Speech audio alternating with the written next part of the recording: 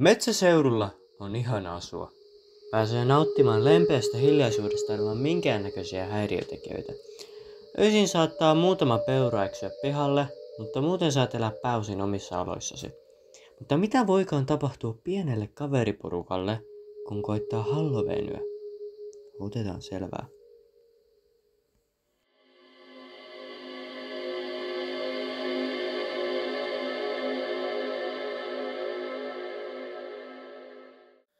Asun metsän sydämessä kaksin kissani kanssa keskellä Walesin metsiä. Talomme on melko pieni. Se on kaksikerroksinen hirsimökki, mutta sopiva minun kokoiselleni miehelle. Metsä on käytännössä koskematonta erämaata. Puita on 10 kilometrin edestä joka suunnassa. Lähimmät naapurini asuvat reilun 7 kilometrin päässä, eikä talostani johda minkäänlaista polkua tai tietä minnekään. Siksi matkustan aina taloon ja talosta ulos joko ilmiintymällä tai kaikkoamalla.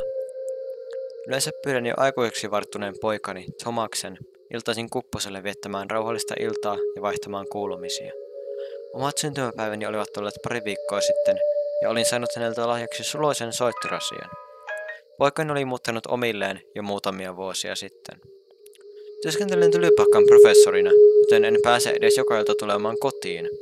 Työhöni kuuluu kakaroiden opettamisen lisäksi myös koulun puolustusta, sitä himaavilta pimeyden voimilta ja muilta tunkeilijoilta. Olen myös verrattain kokenut pimeyden peittoa ja olen tottunut kestämään kovaakin painetta.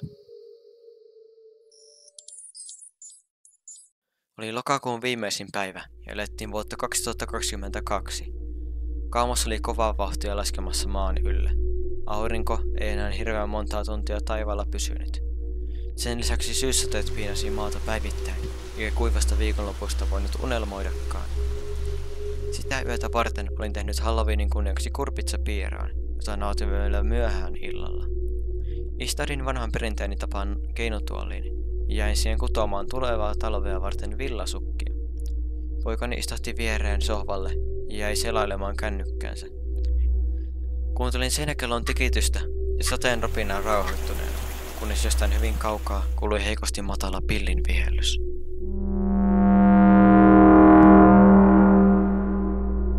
Havahduin ajatuksistani ja vilkaisin Tomakseen. Oliko hän kuullut saman? Hänkin oli nostanut katsensa puhelimesta. Kohotin olkia ja arvelin sen olevan vain joku eläin.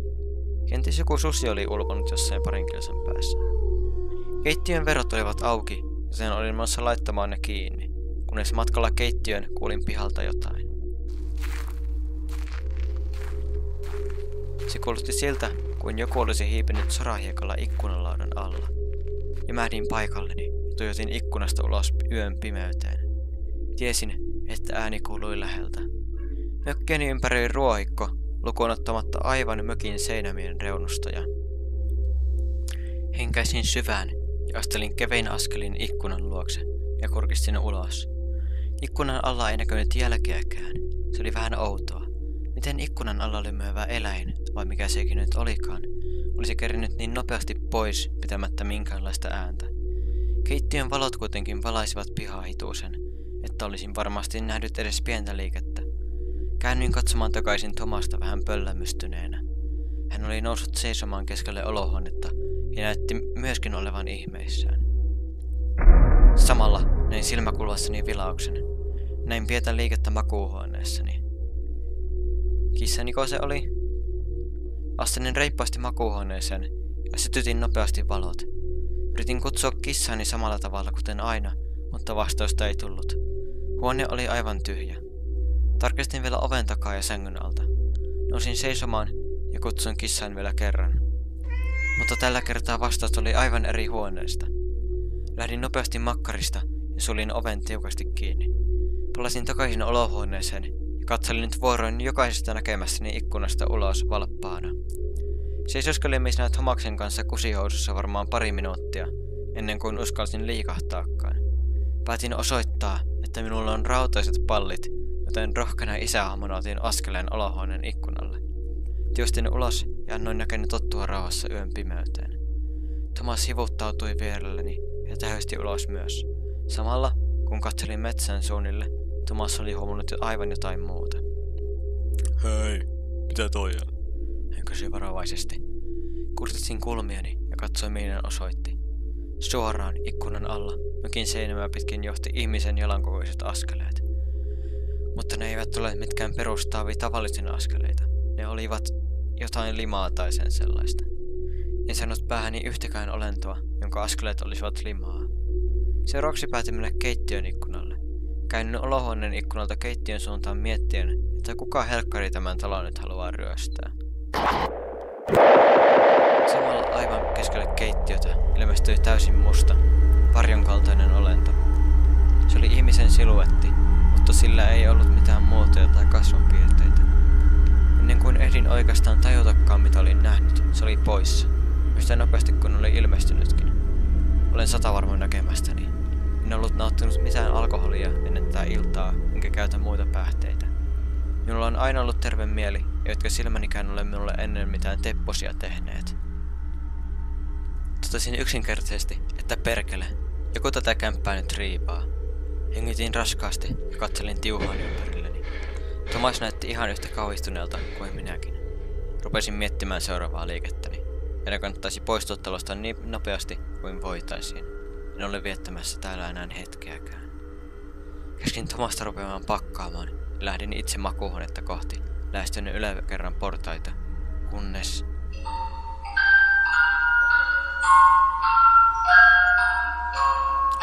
Se perhana soittorasi rupesi soimaan.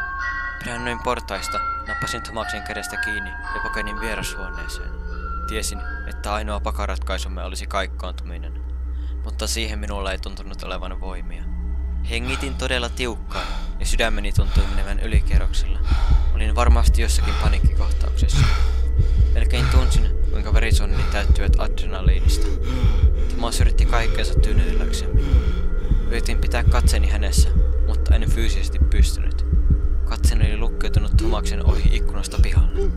Muistan hämärästi, kuinka näin siellä niitä samoja, mustia varjo-olentoja. Samalla se soittorasien ääni tuntui vain voimistuvan, kuuluvan yhä lähempään. Thomas piti pintansa ja vaati minun rauhoittuvan. Hän heitti verot ikkunalle ja antoi minun rauhoittua rauhassa. Kuulin, kuinka olohuoneesta joku juoksi ulos pihalle. Tuntui, kuin maailma olisi vetänyt 8 takaperin polttia tai jotain. Kului muutama tunnelta tuntuva minuutti, jonka aikana kaikki äänet hiljenivät. Palasin transsistani todellisuuteen. Thomas katsoi minua vakavalla ilmeellään. Hengitin syvään ja katsoin vierashuoneen ovea. Jos en voisi paeta näitä olentoja, niin sitten minun on kohdattava ne. Astelin rohkein askelin ovelle ja kurkkasin talon sisään. Täysin hiljaista. Ei olentoja, eikä ääniä. Huokaisin helpotuksesta ja menin olohuoneeseen vilkuillen ympärilleni Thomas perässäni. Jäin taas keskelle olohuonetta.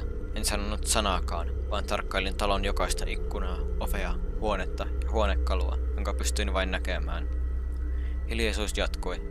Oliko mieli sittenkin tehnyt minulle tepposen? Kohautin olkiani ja istarin takaisin nojatuoliin, edelleen vähän vainoharhaisena.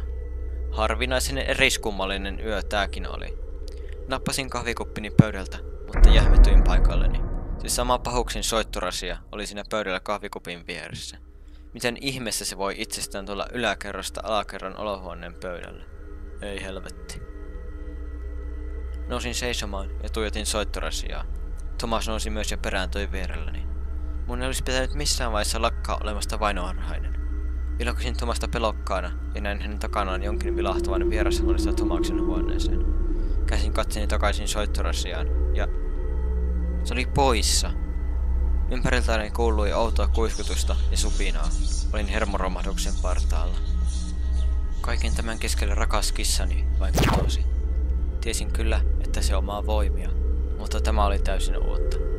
Kun Saara ilmestyi takaisin, hän ei tuntunut enää itseltään. Saarassa oli jotain aavemaista.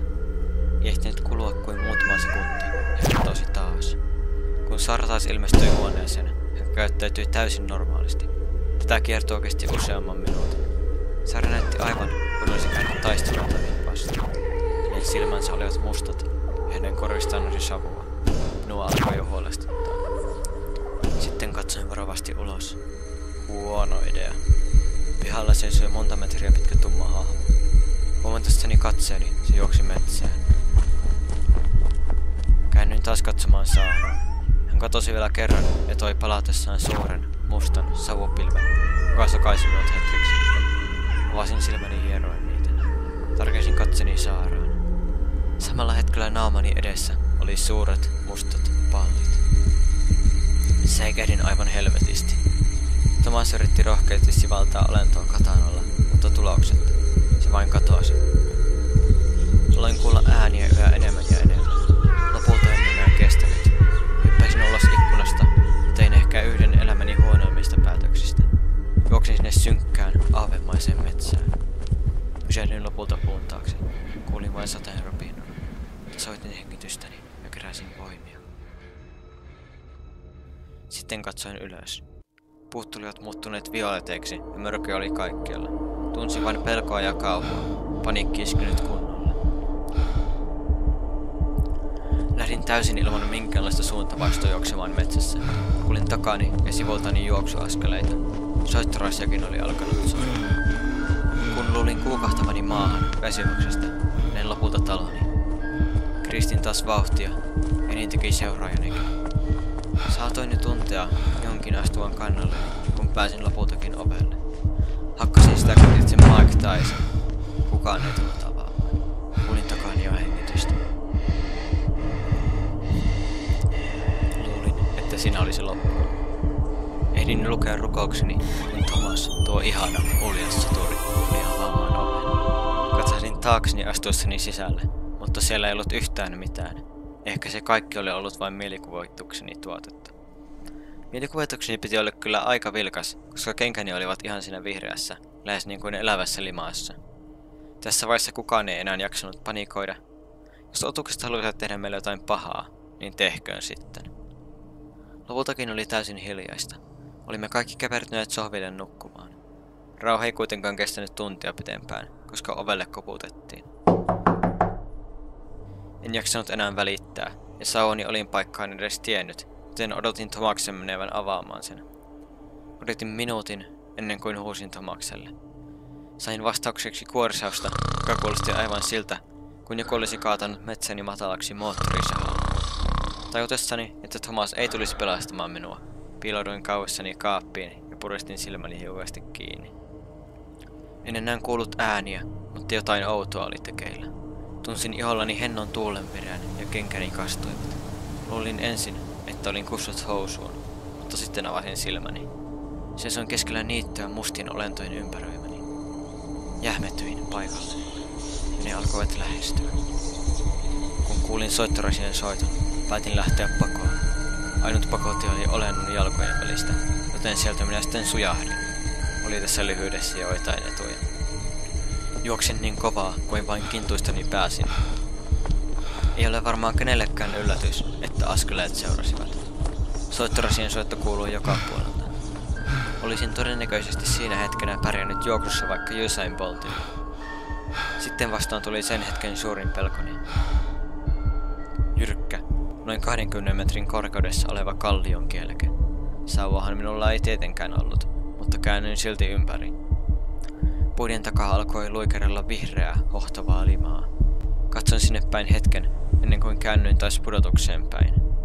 Jokin koski selkääni. Olen ihan varma siitä. Käännyin ympäri ja näin mörön juoksevan puiden välissä. Siinä hetkessä käännyin vasemmalle ja aloitin taas juoksun. Nyt en kuullut askeleita, mutta näin silmäkulmissani vilahduksia. Onneksi minulla on linnun suuntavaisto, joten päädyin pihatielläni. Talon juonisessani kehoni antoi periksi ja pyöryin keskelle soratietä.